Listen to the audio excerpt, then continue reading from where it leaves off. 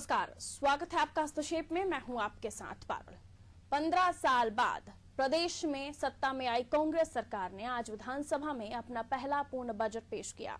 इस बजट में वित्त मंत्री तरुण भनोत ने सबको साधने की हर संभव कोशिश की, लेकिन ये बजट निभाने में कितना कामयाब होगा, ये पड़ताल करती हमारी रिपोर्ट आप देखिए।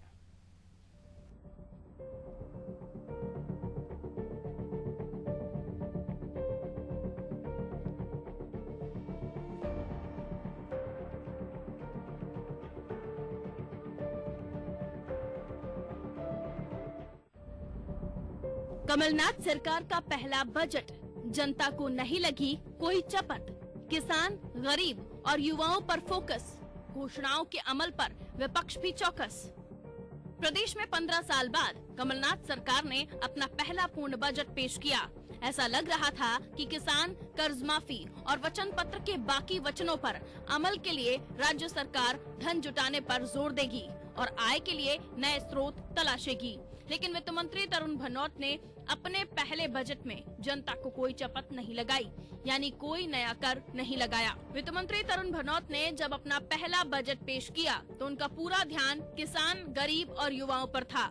युवाओं के लिए सबसे जरूरी शिक्षा होती है, तो फिर उच्च शिक्षा और माध्यमिक शिक्षा पर फोकस करते हुए वित्त मंत्री ने स्कूली शिक्षा के लिए 24,472 करोड़ का प्रावधान किया, जिसका इस्तेमाल स्कूलों में बुनियादी सुविधाएं सुधारने के लिए किया जाएगा।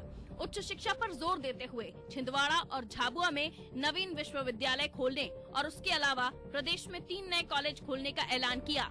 वित्त मंत्री तरुण भनोत ने आम आदमी की दूसरी जरूरत स्वास्थ्य के लिए भी अपना खजाना खोला है। हेल्थ के लिए वेल्थ खर्च करने में परहेज न करते हुए उन्होंने जनता को स्वास्थ्य का अधिकार देने, डॉक्टर के बैकलॉग पद भरने, मेडिकल की 800 खाली सीटें भरने, बर्न यूनिट, आयुष अस्पताल और कुपोषित बच्चों के लिए योजना लागू करने का ऐलान किया।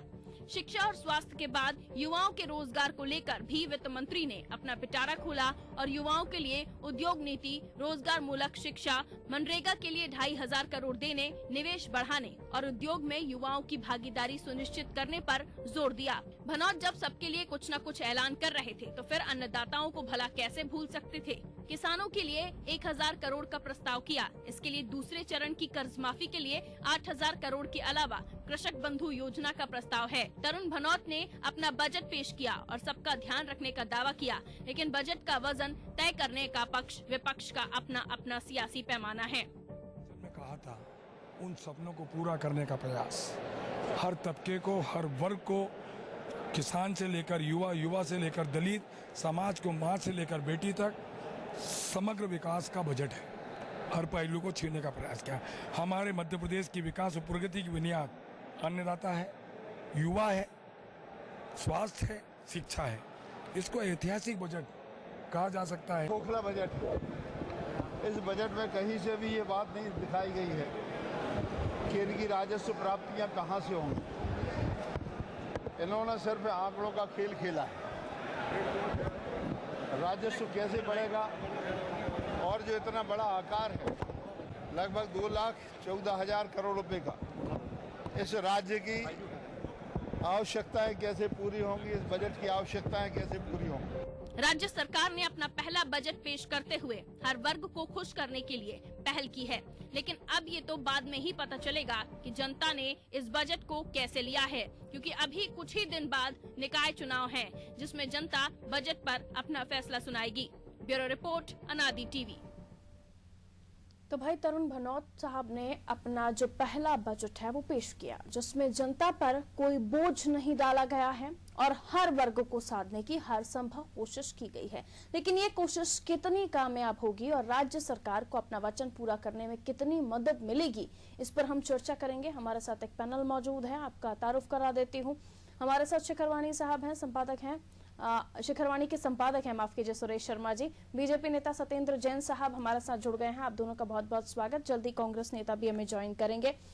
सुरेश शर्मा जी से सबसे पहले जान लेंगे। सुरेश शर्मा जी, इतना समय आपने जर्नलिज्म को दिया है, आज का जो बजट आपने देखा है, कितना डिफरेंट आपको लगता है या सिर्फ ये निकल गया ऐसा समझ लीजिए?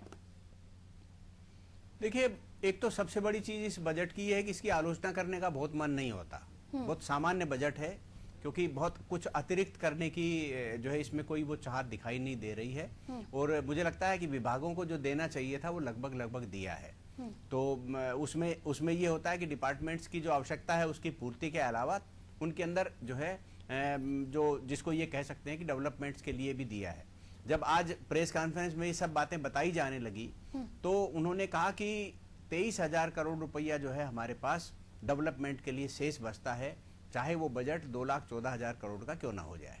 तो अब ऐसी स्थितियों में बहुत ज्यादा कुछ करने जैसी स्थिति नहीं है। जैसे अब आप उसके देखिए गौशाला वाला जो प्रावधान किया है, अब उसमें अपने ऊपर तो कुछ लिया ही नहीं गया, कुछ कॉरपोरेट्स को दे दिया, कुछ जो है मंदिरों की जमीनों पर पहले से गौशाला चल रही है उनको दे दिया, कुछ जो है उन्होंने ये कह दिया कि इसके लिए जो है वो जो चारे का था उसको 20 रुपया बढ़ा के किया। यानी इसका मतलब कुछ करने का प्रयास तो किया, लेकिन जो आर्थिक बंदिश है उसने फिर उसको रोक दिया। मध्य प्रदेश जो है पहले से ही कर्जे में है। 1,58,000 करोड़ का कर्जा पुराना था 31 मार्च 2018 तक के, अब 1,80,000 का कर्जा हो गया। यानी कि इसका मतलब ये होगा कि एक साल में हम जो है 30,000 करोड़ का कर्जा ले पा रहे हैं। हालांकि आज तरुण भानोट जी ने बहुत अच्छी बात कही, मैं उनकी प्रशंसा करता हूं कि कर्जे के ऊपर विपक्ष में तो ठीक है जैसा बोलते थे वो छोड़ दीजिए, लेकिन उन्होंने कहा कि कर्जे के बारे में ये है कि जिस सरकार की ज्यादा से ज्यादा कर्जा लेने की ताकत होगी वो उसकी प्रतिष्ठा का सूचक है। अब मुझे नहीं मालूम कि ये फंडा कहां से निकल आया, क्योंकि उसके संसाधनों को देख करके ही कोई कर्जा देता है। तो ये है। जहां तक किसानों की बात है, किसानों की कर्ज माफी का बात है, इसके अंदर इस बजट में 8,000 करोड़ का प्रावधान किया गया है और ये कहा गया है कि यदि और जरूरत पड़ेगी तो हम करेंगे। यानी इसका मतलब ये हो गया कि 5,000 करोड़ का पिछली बार में जो प्रावधान किया था पूर्व बजट में उसका जो है यूटिलाइज किया और इसके बाद अब इस साल में किसानों के लिए 8,000 करोड़ रुपया के आसपास का बटेगा।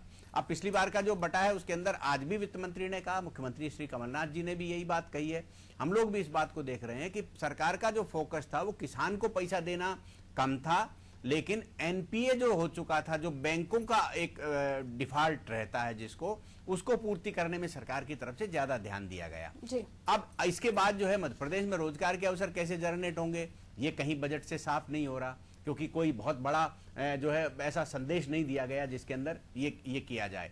हाँ, एक दो बातें जरूर अच्छी करने की कोशिश की गई है, जिसके अंदर जैसे मान लो शिक्षा के क्षेत्र में आपने अभी बताया ही कि शिक्षा के क्षेत्र में अब मध्य प्रदेश जो है वो 27वें नंबर है गरीबी के अंदर। हमने जो है गरीबी से निकालने के लिए प्रदेश के बारे में क्या सपना है मुझे नहीं लगता कि बजट में कहीं दिखाया गया होगा, बहुत ज्यादा कुछ स्पष्ट दिखाई नहीं दे रहा। एक बात और बड़ी गंभीर है जिसके बारे में हम लोगों ने वित्त मंत्री जी से भी सवाल किया था और ये कहा था कि भाई केंद्र सरकार ने 2766 यानी 2,700 करोड़ रुपया जो है लगभग वो मध्य प्रदेश को नहीं दिया, कटौती कर दी। तो हम पत्रकार मित्रों ने सवाल पूछा, आप ये बताइए कि ऐसा क्यों हुआ? भी कोई कारण तो होगा ना कि आपकी कटौती की गई है, क्योंकि जब सब कुछ फॉर्मेट्स तय हैं कि जीएसटी का जो पैसा है उसका प्रतिशत आएगा, ये सारी चीजें हमारे सामने स्पष्ट हैं, बिंदुवार स्पष्ट है, तो फिर क्या कारण है कि हमारा पेमेंट वो कटा है? और उनने बजट में उल्लेख किया वित्त मंत्री जी ने कि जो पिछली साल का जो बजट था जो शिवराज सरकार ने रखा था उसमें भी कटौती की गई थी। तो इसका मतलब ये हो गया कि हमारा जो अधिकारी वर्ग है वो अधिकारी वर्ग केंद्र सरकार के सामने अपनी स्थिति को स्पष्ट नहीं कर पाता, क्योंकि वहां दो चीजें देना पड़ती हैं। मैंने भी इस सवाल में हस्तक्षेप किया था और मैंने भी ये पूछा था कि भाई आखिर क्या कारण है कि क्या हम केंद्र सरकार को ये बता नहीं पाए कि हमने आपका दिया हुआ पुराना पैसा यूटिलाइज कर लिया है और हमें हिस्सेदारी दीजिए। जब तक आप जो है कंप्लायंस सर्टिफिकेट्स नहीं देंगे तब तक आपको अगला पैसा नहीं मिलने वाला, या आपके पास पैसा था आप उसको यूज नहीं कर पाए हो, यूज नहीं कर पाए तो आप बता पाने की स्थिति में नहीं हो। इसका मतलब ये हो गया कि सारी प्रशासनिक फेलियर है। एक बात बड़ी और निकली और वो ये निकली कि जो कर्जा लेता है वो कर्जे का यूटिलाइज सही तरीके से होना चाहिए। और पिछली सरकार ने जो कर्जा लिया 1,58,000 करोड़ का जो 2018 तक का था उसके अंदर उसने उस यूटिलाइज नहीं किया। तो हमने कहा कि यूटिलाइज करने की जो नीति बनाता है वो प्रशासनिक अधिकारी यानी ब्यूरोक्रेट बनाता है। जब कांग्रेस से ये सवाल पूछते हैं तो उनका ऑडिट के मैटर पर कहना होता है कि जितना भी पैसा था प्रचार प्रसार में शिवराज जी की तत्कालीन सरकार ने लगा दिया। तो आप कैसे बताएं बही खाता कि आखिर कहाँ खर्च हुआ, कैसे खर्च हुआ, कैसे यूटिलाइजेशन हुआ? देखिए एक चीज पारुल जी आप समझिए बात को कि ये ठीक है एक आरोप है और निश्चित रूप से इस आरोप की सफाई भाजपा वाले देंगे, लेकिन मैं एक छोटी सी बात कहता हूं कि एक रिसाइकल है, आपस में एक चेन बना हुआ है कि यदि आप यहां करोगे ऐसा होगा, यानी कि पेड़ ऑक्सीजन छोड़ेगा, ऑक्सीजन से मनुष्य जिंदा रहेगा, मनुष्य ऐसा करेगा तो फिर वो पेड़ लगा, तो ऐसा करके एक चक्कर रहता है। यहाँ भी ये स्थिति है कि यदि आपकी सरकार है, सरकार को तो हर व्यक्ति के बारे में चिंता करना पड़ेगी। तो क्या मीडिया क्षेत्र में जो लाखों लोग नौकरी कर रहे हैं उसकी चिंता करने का कोई रास्ता नहीं निकाला जाएगा क्या? आज तो उसका मतलब ये भी तो नहीं ना कि मीडिया को पैसा दे दिया जाए, ये भी तो गलत हो जाएगा। नहीं, मीडिया को पैसा नहीं बांटा जाता कभी भी, आपके प्रचार के संसाधन होते हैं। आज मैं बिल्कुल स्पष्ट कह रहा हूं आपके चैनल के माध्यम से, आज पूरे देश की चिंता है। जब से नरेंद्र मोदी जी आए हैं केंद्र सरकार में, उन्होंने विज्ञापन नीति के नाम पर चैनल्स और अखबारों का गला घोट दिया।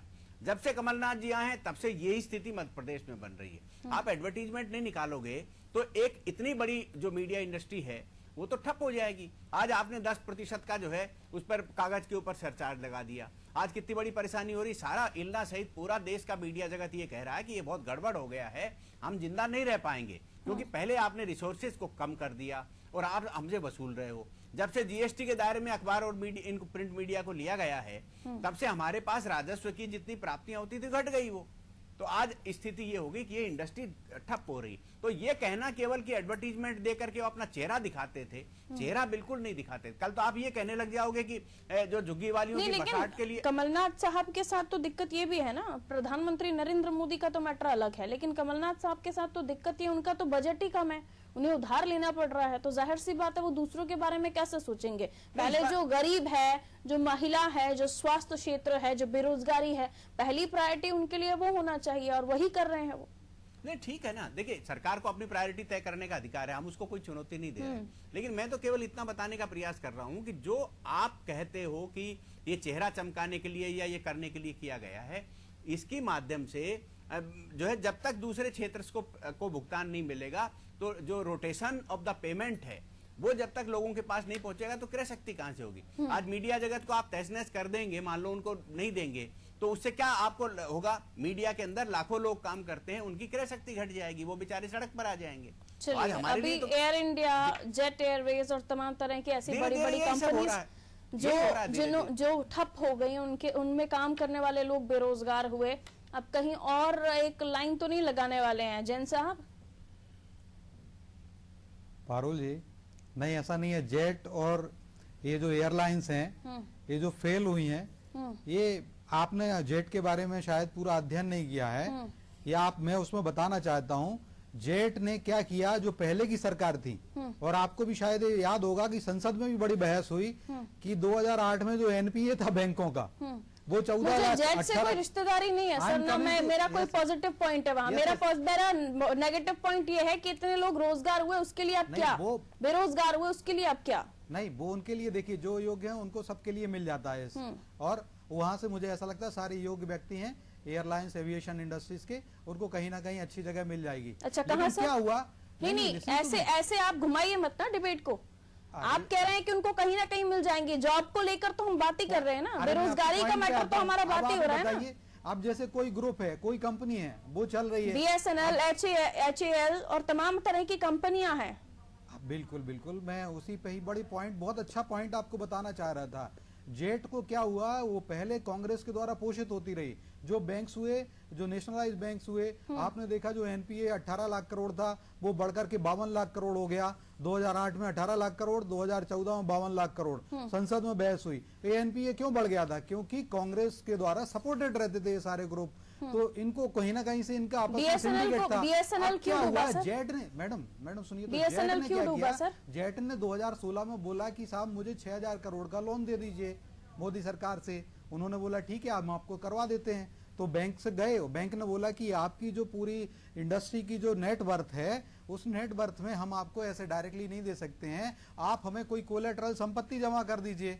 तो जेट की कोलेटरल संपत्ति जमा नहीं कर पाए, उनको लगा कि ऐसे ही मिल जाएगा। 2016 की बात है, और 6000 करोड़ उन्होंने मांगा था। अब उन्होंने क्या गलत किया? अगर कोई बैंक है आपकी कंपनी की नेटवर्थ देख रहा है, ये डिबेट अगर जेट पर अकेला होती ना तो मैं आपकी पूरी बात सुन लेती सर। ना मैडम, आप बेरोजगारी के बारे में बात कर रहे हैं ना, हम कमलनाथ जी के बारे में बात कर रहे हैं। बेरोजगारी जहाँ यहाँ कमलनाथ जी तो रोजगार क्रिएट करने की कोशिश कर रहे हैं, पैसा नहीं है उसके बावजूद भी। चलिए, उनकी नीयत अच्छी है, उनके जो प्रयास है उन पर आप मीन मेक निकाल सकते हैं, अरे मैडम, लेकिन क्या BSNL डूबता हुआ देख रहे हैं आप, उसके लिए क्या?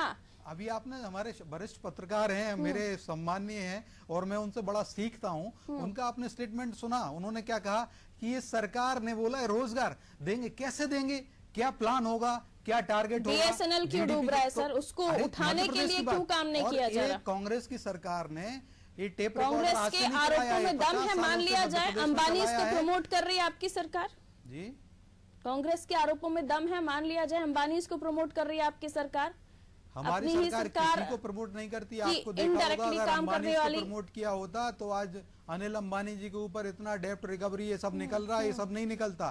देखिए जो जैसा काम करेगा, हमने नियम बनाया, फ्यूजिटिव इकोनॉमिक ऑफेंडर्स बिल बना दिया कि देश का पैसा अगर कोई भी लेके जाएगा तो फ्यूजिटिव इकोनॉमिक ऑफेंडर्स बिल, ये पहले क्यों नहीं बना? चलिए, उम्मीद है कि आप लोग इस मैटर पे भी बात करेंगे। पहले जो बजट है उस पर बात कर लेते तो हैं। बात दूर तक जाएगी, थोड़ा मेरी भी सुनिए। कंपनी अमेंडमेंट बिल लेके आ गए, कंपनी अमेंडमेंट बिल, पहले कंपनी इकोनॉमिक्स बहुत अच्छी है सर आपकी, लेकिन अब बजट पर बात कर लेते हैं। अब आप देखिए IBC कानून लेके आ गए बैंकों में, इंसॉल्वेंसी एंड बैंकरप्सी कोड लेके आ गए। ये किसान पहले की कर्ज सरकार माफी क्यों नहीं मध्य लाई? प्रदेश, ठीक है इन्होंने सर। तो 34 मैं एक और करोड़ का डिबेट NPA प्लान दिया कर लेंगे देश हम का। इस चीज के लिए, कितना इसमें इस चीज कमीशन के लिए लिया आपको होगा ये फिर पता इनवाइट भगवान जानता करूंगी है। मैं। या इस पर अभी हम जांच हो जाना चाहिए। सर प्लीज टॉपिक से मत भटकिए, मध्य प्रदेश के बजट पर हम बात कर आप लेते ही हैं। ने मैडम वहां ले वापस गए तो मैंने रोजगार को बोलना लेकर पड़ा। बात हो रही थी ना सर, इसलिए रोजगार आपके नहीं, आपके भी बिल्कुल, तो ऐसा तो रोजगार नहीं है ना, तो 20 करोड़ से निष्पक्षता ज्यादा कहाँ रोजगार का जाएगी? सृजन किया, आपकी मैडम। भी पार्टी के बारे में बात होगी तो मैडम कांग्रेस की बिल्कुल पार्टी सही है पारुल जी। 8,000 रुपए किसानों को दे रहे हैं, लेकिन प्रमोट जो MP की स्पेशलिस्ट है, चीजें नमकीन है, मावा बाटी है, तमाम तरह की चीजें हैं, उसको प्रमोट करके उसको ब्रांडिंग देकर उत्पादन खपत बढ़ाने की कवायद बहुत है। अच्छा, मैं कहता हूँ देखिए हम इस बजट को आप किस तरह से देखते हैं? बीजेपी कितने पॉइंट्स देती है? पारुल जी, बीजेपी हमेशा रचनात्मक, अभी हमें केन प्रकार हम कुछ वोट हमको ज्यादा मिले, हमारे विधायक कम आए नंबर्स में, हम चूंकि अर्थमेटिक में गए हुए कि वोटों की केमिस्ट्री में जीते हैं और हम रचनात्मक विपक्ष की भूमिका में हैं, हम स्वीकार करते हैं और हम ये कह रहे हैं कि बहुत अच्छी बात है आप स्वदेशी को बढ़ावा दे रहे हैं। हम तो स्वदेशी का विकास मॉडल अपनाने की बात हमेशा से करते हैं। तो अभी भी हमारे जो वरिष्ठ पत्रकार हैं उन्होंने भी कहा कि भैया आप ये तो बताइए कि आप इनको जो जलेबी है, जो समोसा है या जो फूड, इसको आप किस तरीके से ब्रांडिंग करेंगे और किस तरीके से आप प्रमोट करेंगे। कोई अगर प्रोडक्शन जो प्रोड्यूसर है और जो मैन्युफैक्चरर है फूड इंडस्ट्री वाला या कोई दुकान पे जाएगा उसको भगाना दिया जाए, क्योंकि इतना नियमों के उसमें बोझ तले दब जाता है वो कि चक्कर खा के इस टेबल से उस टेबल वो ये फलित नहीं हो पाता। तो that is why he is asking that कि व्हाट इज हिज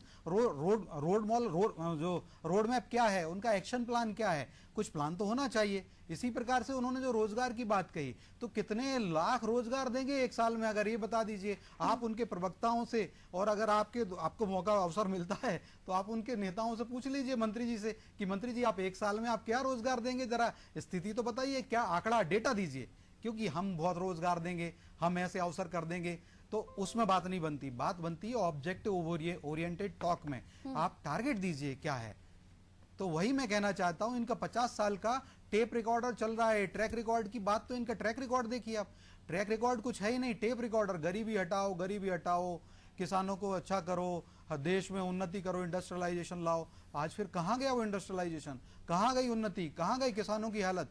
सबसे ज्यादा सरकार और शासन तो केंद्र में और राज्य में कांग्रेस का ही रहा है। मैं कांग्रेस के मित्रों से भी पूछना चाहता हूं हमेशा, लेकिन वो कभी जवाब नहीं दे पाते हैं। दूसरी बात, आज बजट की बात करें अपन, तो ये बजट जो है आपने देखा, इसमें जो कि ऑब्जेक्ट ओरिएंटेड नहीं रहा, ये बजट जो है ये निराशाजनक बजट रहा है, ये बेदम बजट है। अच्छा, टैक्स नहीं दिया, आपने कहा कि बगैर टैक्स के बजट कर दिया।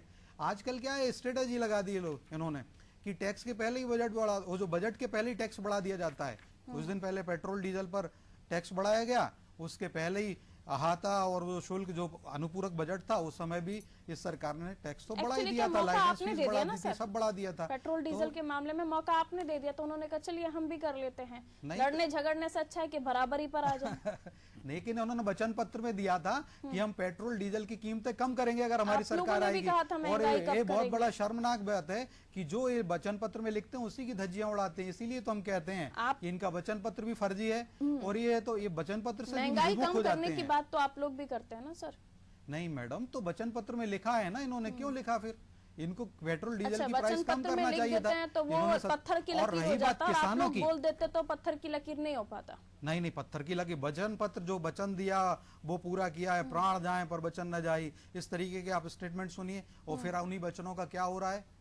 तो वही तो बात तो उभरे, बात निकलेगी तो चलिए, जाएगी, उन्होंने जवाब वचन देना पत्र में चाहिए। लिख लिया, उनका वचन ऐसा मजबूत हो गया कि प्राण जाए पर वचन न जाए, लेकिन तो मैडम वही वचन बोली ना की भी जाए तो कीमत होती तो है ना प्राण सर। जाए पर वचन ना जाए। देखिए आज बजट में क्या किया उन्होंने, किसान कर्ज माफी के नाम पर जिन्होंने सरकार बनाई, दिग्भ्रमित किया जनता को, जनता छली महसूस कर रही, किसान तो बहुत छले। विधानसभा की पटल पर आपने देखा कितने 7 महीने में कितने किसान मृत्यु में के काल के गाल में समा गए। अच्छा, दूसरी बात, ये पहले जैसे हमारे वरिष्ठ पत्रकार जी ने बताया कि 5,000 करोड़ का प्रावधान पहले किया था और मात्र 1,400 करोड़ रुपए की कर्ज माफी हो पाई थी। अब 8,000 करोड़ का प्रावधान किया है इन्होंने कर्ज माफी में, जय किसान योजना में, और अब उसमें कितनी करेंगे, 1,000-2,000 करोड़ से ज्यादा फिर नहीं कर पाएंगे, क्योंकि 5,000 करोड़ का ट्रैक रिकॉर्ड बोलता है पिछले 5,000 करोड़ में से ये इस 1,400 चीज को करोड़ मैं की। समझना मेरी बात- चाहूंगी। पारुल जी बहुत अच्छी बात, लेट मी फिनिश फर्स्ट।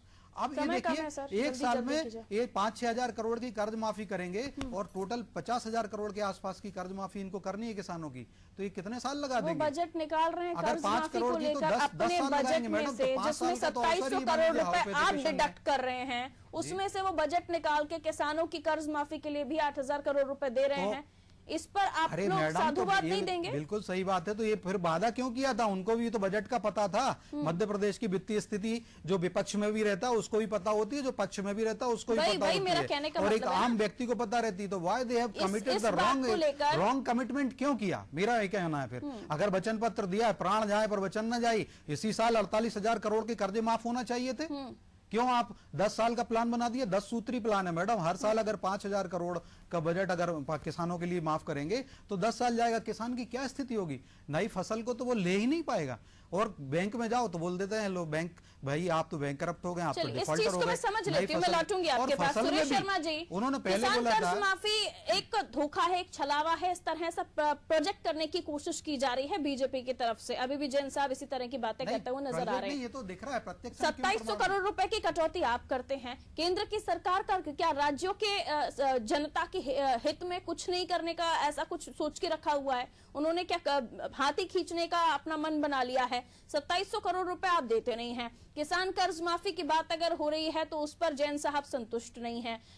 अगर बजट ही नहीं है लेकिन कांग्रेस करना चाह रही है तो थोड़ा सा भी इसमें साधुवाद नहीं देना चाहिए? वो बात अलग है कि उन्होंने 10 दिनों की बात कही थी, आते आते 7 महीने हो चुके हैं।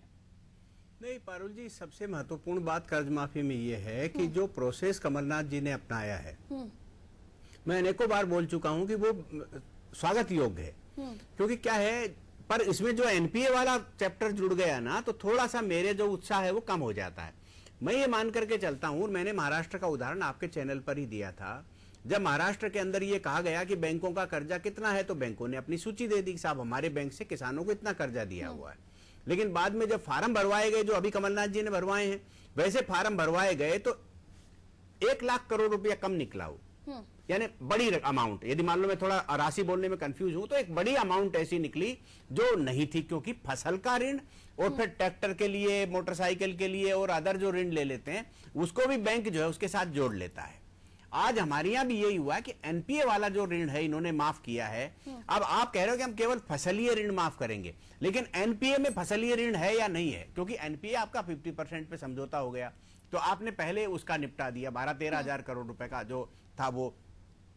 इसलिए जो प्रक्रिया अपनाई जा रही है उस प्रक्रिया पर बहुत आपत्ति नहीं करना चाहिए, क्योंकि विपक्ष जो है वो राजनीतिक आधार पर कह रहा है। और मैं ये मान करके चलता हूं कि ठीक है, जब हमारे राज्य की वित्तीय स्थिति इतनी अच्छी है ही नहीं, तो हम जो है राज्य सरकार के द्वारा किए गए वादे के प्रति उसकी नीयत को देखेंगे, जल्दबाजी को नहीं देखेंगे। ठीक है, कह दिया था 10%, वो राजनीतिक लाभ के लिए कहा होगा 10 दिन में करा देंगे हम, लेकिन ठीक है 10 दिन के बाद आपने कब ऐसा कहा कि हम अब कर्ज माफ करने की स्थिति में नहीं है? सरकार लगी है, सरकार काम कर रही है। कई बार पत्रकार के नाते मेरे दिमाग में भी ये बात आती है कि सरकार जो है वादे करती है वो राजनीतिक है। अभी जो विपक्ष बोल रहा है वो भी राजनीतिक लाभ के लिए बोला जा रहा है, लेकिन व्यवहारिक धरातल में यह है कि जितना पैसा आएगा उतना ही तो बांटेंगे ना। आज 8,000 करोड़ का वित्त मंत्री जी से हम लोगों ने सवाल किया कि 8,000 करोड़ का आप प्रावधान कर रहे हो, आपका जो है लंबा चौड़ा देना है। शिवराज जी ने कहा कि 47,000 करोड़ 45,000 करोड़ देना है, तो उनने कहा कि शिवराज जी ने लिस्ट कब जारी कर चेक करी? जो उनको मालूम चल गया कि 45,000 करोड़ का है। भाई हम लिस्ट को जारी नहीं करा अभी हमने, तो मालूम कैसे है?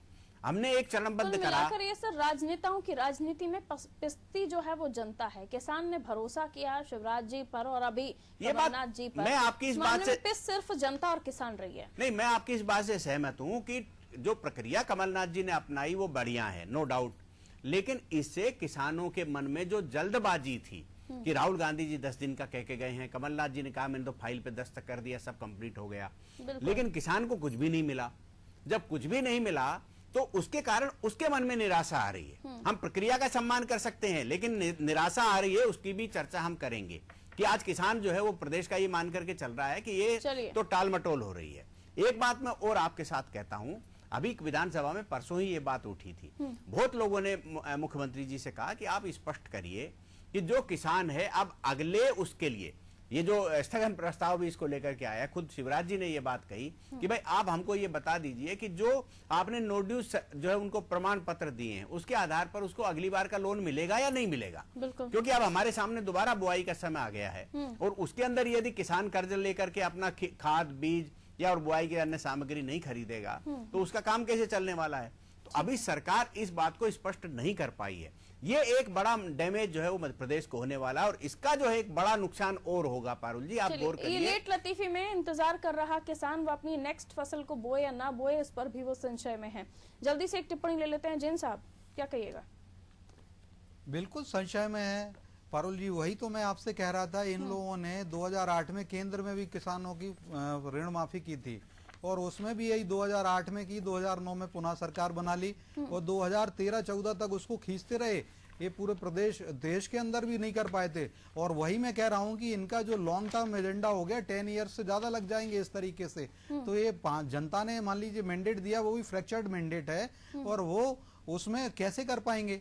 और वही हम कहते आ रहे हैं कि इनका भोंपू चलता है हमेशा कि जनता का कल्याण करना, जनता का कल्याण करना।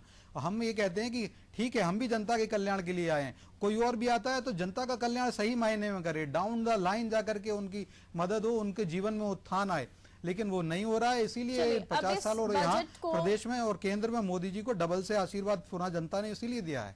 अब इस बजट को लेकर चर्चा होनी है, इस बजट को पास करवाना है, तो आप लोगों का क्या स्टैंड रहेगा इस पर?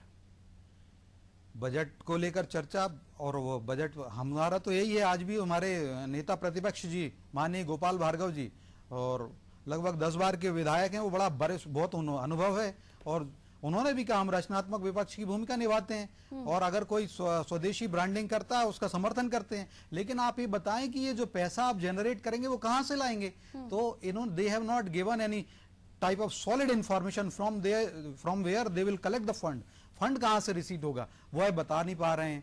और आप देखिए हमने जो भारतीय जनता पार्टी की जो सरकार रही, शिवराज जी की जो सरकार रही और माननीय वित्त मंत्री जयंत मलैया जी उस समय वित्त मंत्री हुआ करते थे, इन्होंने मध्य प्रदेश को एक नई दिशा दे दी है। खजाना खाली वाली बात जो हमारे कांग्रेस के मित्र और बड़े बड़े शीर्षस्थ नेता करते हैं, ये बिल्कुल ही गलत है, नितांत, और इनको माफी मांगनी चाहिए। 2003 की अगर बात करें तब इनकी दिग्विजय सिंह जी की सरकार थी, उस समय जो सकल जो राजस्व प्राप्ति होती थी, जो टैक्स प्राप्त होता था, वो 12,000 करोड़ रुपए होता था साल भर का। उस 12,000 करोड़ को हमने 15 साल के अंदर ला करके 1,90,000 करोड़ कर दिया, 1,90,000 करोड़ कर दिया और 16 गुना की बढ़ोतरी कर दी। बहुत बड़ा परिवर्तन किया है। और आप देखिए इसको अगर कांग्रेस की वही सरकार होती दिग्विजय सिंह जी की, उनको करने में इनको 50 साल से ज्यादा लग जाता मैडम।